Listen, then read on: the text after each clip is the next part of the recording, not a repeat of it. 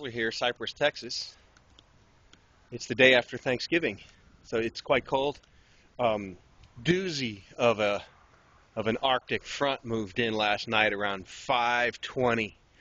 We were all outside playing, and of course it was in the 80s and really humid all day. And then we're sitting out here, right, like I said, right around 5:20, and man, it dropped 20 degrees instantaneously.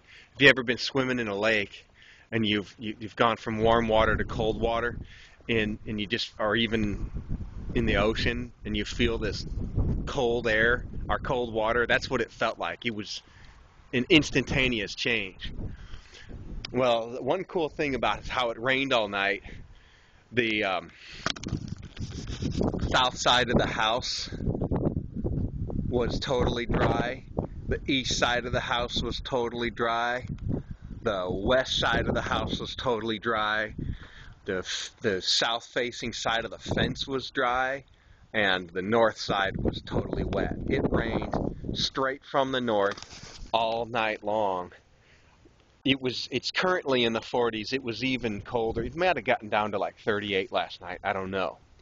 Spider mites active, crawling around, acting like there's no temperature change. Okay, on the live oak. I just found them. My digital microscope is at the office, but with this little 25x macroscope, it's easy to see the mites on the underside of the leaf, of the live oak leaf.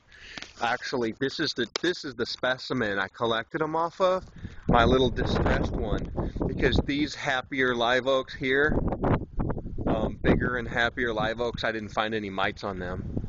There's plenty of wasp galls, as you can see. But this little kind of semi-distressed, off-color, root-bound, skinny, runty tree is ate up with spider mites, dozens on each leaf surface. And so I've got the specimens here. And there's one other cool thing I want to point out, because this is something I never see, which is massive. I guess it's barnacle scale on Indian hawthorn. Now these are the white Indian hawthorns that don't get leaf disease very bad, but it's absolutely infested with scale. In fact, on the inside of the plant, you'll see them all over the stems as well. So if I don't make it to the office till Monday, which I probably won't, I could probably film some live mites for y'all as a follow-up video. But again, this is a good time to consider your dormant oil applications for overwintering and cool season pests, because you're not as likely to damage or destroy predators, predaceous, beneficial insects on your property, because their populations tend to be lower this time of year. But you can kill a lot of mites organically without a lot of harm to beneficial insects. So consider that, and feel free to leave comments.